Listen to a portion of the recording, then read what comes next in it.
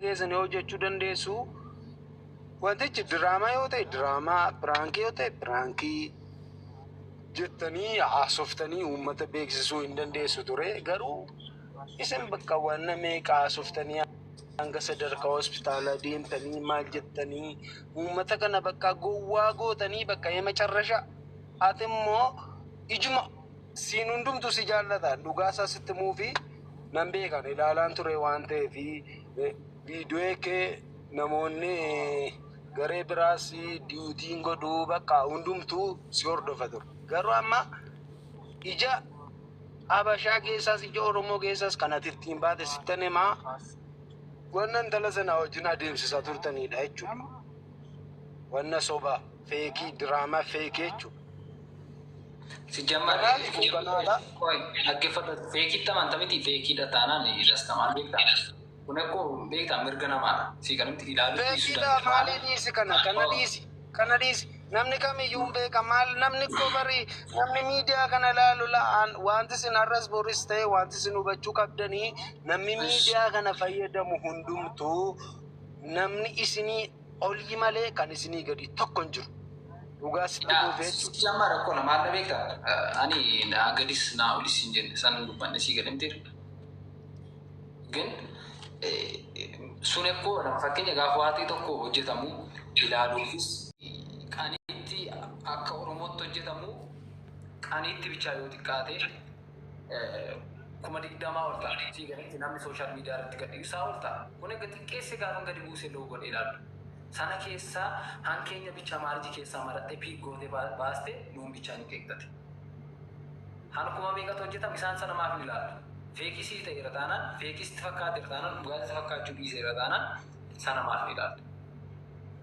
Moo hawarra kaanii hawarra Amaaraa ilaalaa oolla gaafa Amaariffaatiin hojjedhaan nan beeka ofii sinii galmiti gaafa garuu isa kanaatiin hojjetan maaliif warqee yoo man ችግር አለው እኛ ብንሰራ ራሱ uummata afaan kana jaalalanna qabee akkasin ta'ee feenti bal'aa hospitaal gabbaa ምናምን wanti jedhamu jechuudha sobadha bakka isa kana amani soba amantii kedha kun amantii kedha amma fakkiin soba jettenna bakka siif sobadha kan akkaan si amantii sobadha bakka maal kun ekko waan beekamaadha biraazirraati danna beekta taana nama maaliif amma jaadakko namni sinirra caalu nama beekaadha of jettee ofii adda taana beekta taana sobadha bakka nama laala nama sittanima beekumsi koos wallaalummi koosaa nama siin madaalamu warra asirra jiruuni jechuudha.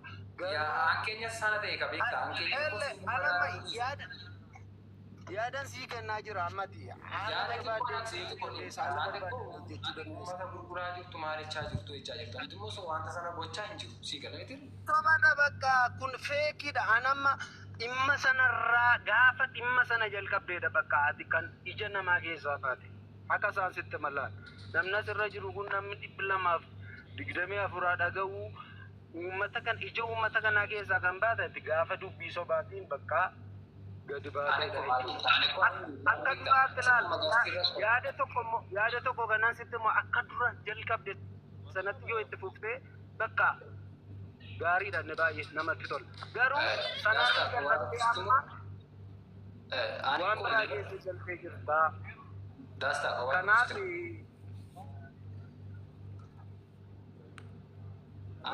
Yamma wanta ni nama nama profesional nama naik juga dari nafana so respect di wana kenu kan anak mesin baso tidak asal tidak wan gara kes juraso te akat kita tumbar barsi baso nanda si barresan tu rekon komentir ratti si barresan tu rewan kes na barresan tu te don tani na arab sa turte sirri itu nama berarti dia kok ati narap so miti kesati wanta yang bande se ujira de jir abbi ko akasakasi ette kesati nama be ko to tate nabarriste nasirre sudan ismail umuritin narra jirta ani jollumma qawat nanda sigarati dogogonu nanda naati na akkate be video ka hoje video hojjecha tu firra na argite yote batam misale yo argite sigarata levelit thakurif thakur udah sagalida ane ko amare fatin ga mano jeddo wi ko youtube irratti stanan tiktok irratti amana ilara munat be sigare to umman ke view sara danda again namni karaa fakkeenya karaa guddina amma karaa tokko yoo jireenyi karaa guddina karaa tokko bahuu dadhabee karaa kan biraa yaadu sii galatti karaa tokko bahuu fedhe sii gala miti oromfaatiin hojjechaa ture oromfaatiin amma kanatti success na gochuu dide jennaan viidiyoo tokkodhaaf horoorsiidhaan argatu xiqqoodha sii gala miti sababa sanaaf maal godhee amaariffaa fayyadamee amaariffaatiin hojjete amaariffaatiin hojjete gaafa leevelii na barbaachuu irraa gahee fooloorsi minaan argate nama fuulduratti beekamu oromiffaatti deemu kontentii amaarifaatti deemuun sirrii miti yoo ta'e sokkeen amaarifaatti hojjechuu nan danda'a. Siiga miti. Rakkina afaanii miti amma barii namni si hordofu namni afaan hundayyuu naga afaan oromoo kan dhaga'us amaarinyaa kan dhaga'us namni kamiyyuu si hordofaa ture. An akka mataa kootitti si hordofaan ture. Duraatii ka'ee jechuudha. Yeroo ati shaambuu minaamina teessee yeroo hojjettu irraa ka'ee jechuudha. Garuu amma bakka waan hin taane fiddee itti matte bakka. Kun akka kootan si jechaa jira laa ilaalcha namni biraan siif qaburraan gaafa madaaluu fudhatama qabaachaa hin jirtu amma uummata biratti itti akka duraatti deebi amaarinyaa qofaan hojjedhu siin jechaa jiru afaanuma kanaanii sirriitti irra deebiidha akka kanaan duraatti feekii wayii kan hin qabne hojjedhuudha bakka. Karaa bal'inaaf feekii tokko hin qabu sii gala miti. Sii feekii ta'uu danda'a. Atama waan ta'e jiru hin beektu miti siif feekii ta'uu danda'a. Yaa'u namni beeku gaa hin beekaa yaa'u ani akka laal yaada mataa kootii sitti waan na keessa jiru jechuudha. Namni biraa yaada sii kennuu danda'a yaada sii kennamu fudhadhu. Ani immoo waan na yaadee waan na keessa jiru fixadhee biraa jiru galatoom.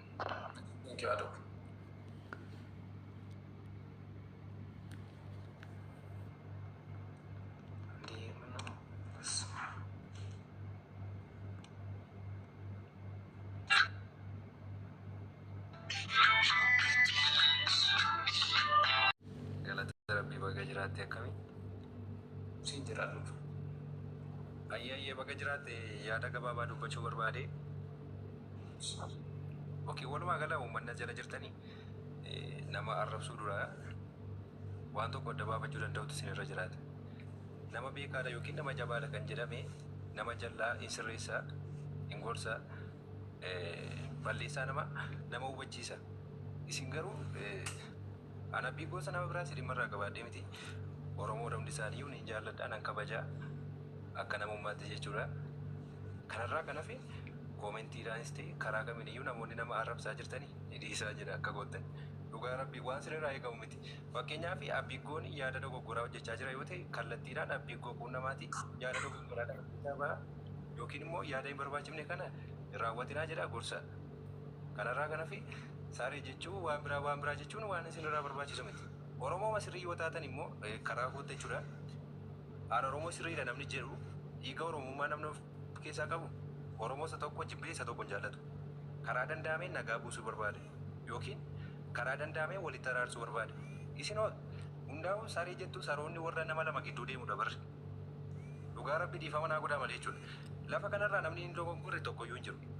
Dogongoruu danda'a namni kamiyyuu. Namni tokkoof tokko yoo wal lole walitti araarsuu qabama malee ganda biraa kaastee amma fakkeenyaaf Soolanii fi Raajaa yoo wal lole Wallaggaa fi Shawaa maaltu walitti fide? Wanti isaan ilaallatu maaltu jira? Nama lamatu wal lole isaantu araaramuu qaba. Kan ammoo kan araarsuun namoota beekna yookiin dandeettii qabnaa yaaduu dandeenya namoota jiran isaan araarsuu danda'u namoota nagaa yaadan jechuudha. Oromoon nama walitti araarsa malee nama gargar hin baasu. Isin maayimoota barsi jemmar namoonni nama jala deemtanii nama arrabsitan dhugaa Rabbi jechuudha. Maayimoota namoota waa tokko hin beekne. Warri simettanii nama jala deemtanii nama arrabsitan. Itoo beekumsa qabaattanii, jabina qabaattanii, Oromummaatu qabaattanii nama walitti araarsitu. Kana hubachuu danda'utu isinirra jiraata. Dabalata immoo viidiyoo abbiiggoo amma fakkeenyaaf abbiiggoon fira koos miti, maal koos miti, ganda koos miti, kan biraas miti. Haa ta'uyyuu malee viidiyoon inni hojjetu irratti maaliif hojjettaa jechuu dandeessan? Lafa inni dogongoree dogongoraa jirta sirreeffadhu jechuu ni dandeessu. Piraankii ta'uu danda'a waa inni hojjechaa jiru. Piraankii immoo eenyuyyuu hojjechaa jira saayitii kana jechuudha. Dabalata immoo miidiyaa kamiyyuu miidiyaan dhugaadha jedhamee yaadama. Tiiktookii si jammarti piraankii irratti akka inni baay'atu ni beektan. Sababii sooretti wajjin hojjetee fi sooretti wajjin haadha manaa fakkaatee abbaa manaa ishee fakkaatee yookiin jaalallee ishee fakkaatee hojjeteef ta'uu dhiisuu danda'a isa kana waan beeku hin qabu. Gabaabaatti garuu maal jechuun barbaade namoonni lama gaafa walitti bu'anii namni sirrii yoo jiraate walitti araarsa malee gidduu deeme isa tokko arrabsee isa tokko waliin qabu yookiin immoo isa tokko galagashii isa tokko hin kaasu. Gabaabaatti namoonni namoota lama gidduu deemtan isa gatiin qabdan borbooddee namoonni wal lolan araaramuudhaaf jiru. Isin garuu bor leeyyoo isin qabu. Gaafa isaan tokko ta'an gaafa isaan jaalala waliin qaban agarsiisan yeroo sana leeyya'uudhaaf jirtu. Dhugaa Rabbi yeroo sana qaanoftu. Amma laalee Solan Oromoodha, Biggoon Oromoodha, akkuma kana Raacheen Oromoodha, namni wal lolan kan wal dhaawulu baay'eetu jira bar. Namatu walitti araarsa malee. Isin hoo gatiin keessa maalidha nama jala deemtanii warri nama arrabsitan. Erga nama arrabsitanii beekumsi keessan dandeettiin keessan maalidha? Yaadi isin qabdan maalidha? Dabalatamoo waan isin hubachuu danda'u qabdanii Wallaggaa fi Shawaa keessaa yookiin immoo biyya biraa keessaa ganda biraa keessaa namni gaafa wal lole ganda walitti hin harkisina. Silumaa yaada akkasii isin keessa jira yoo ta'e malee nama dogongore sana gorsa kallattii isinii danda'ame koomentiidhaan haa ta'u keessaan haa ta'u yaada kamiin yoo ta'u. Kanarraa kan hafe sababii nama lama gandaaf ganda arrabsu seenaa jiru kaasanii arrabsu maaltu walitti fida? Waan wal ilaallan walitti hin harkisina. Kontentii barbaadeen abbaan barbaade immoo tiiktookii hojjechuu danda'a. Yoo barbaadde ilaaltaa yoo barbaadde ni ista. Atis hojjechaa jirta kan barbaadu si hordofaa kan barbaadu ni isa. Kanarraa kan hafe abbii kun viidiyoon hojjeteeni ati akkasidha itti arrabsuu hin dandeessu. Yoo viidiyoon isaa si dabbare iskloor godhii bira darbi. Gorsuu barbaadde yoo ta'e immoo keessaan kun namni waan ati hojjechaa jirtu dogongora waan ta'eef sirreeffadhu itti dubbachuu danda'u qabdu. Kanarraa kan hafe dhugaa rabbiin jechuudha na jaalladha na jibbaa nama kamitti jaalladhu jibbi. Namoonni tiiktookii kana jala yaatan hundi keessan iyyuu jechuudha. Kan nama walitti araarsitan miti araarsuudhaaf kan yaadan miti sammuun keessan baxaxaxamaa namoota yaaduu hin dandeenye isin. Dhiifama naa godhaa malee jechuudha. Yoo barbaadde naa isa arrabsi malee. Namoota yaaduu hin dandeenye isin. Ituu nama yaaduu danda'u ta'e akkamitti ituu isin jirtanii namni jibba akkamitti babal'ata. Tokko gootu namas ture. Gaafa dubbiin qabu, gaafa namni wal lolu, gaafa namni walitti bu'u daftanii araarsitu turtan. Dhugaa Rabbi ituu Oromoo sirrii taatan jechuudha. Yaada Oromummaatu qabaatanii nama sirrii utuu taatan. Amma isin garuu kan isin hojjechaa jirtan isa tokko jaallattu isa tokko jibbitu. Oromummaan keessa maalidha? Maal ibsa ree akkas ta'ennaan? Oromummaan keessa maal ibsa? Nama walitti nattu ta'ennaan, jibba uumtu ta'ennaan.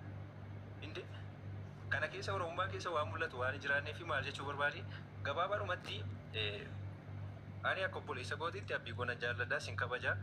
Obboloota hundumaa Oromoo hundumaa nan jaalladha sinan kabajaa. Karaa biraa garuu nama arrabsuurraa namni as keessa amantaa dhabe hin jiru. Amantaan kamiyyuu nama arrabsitee kan nama gorsu hin jiru.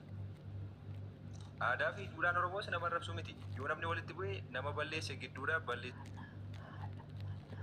sana baasaniitu warri gumaayyuu walitti araaramu.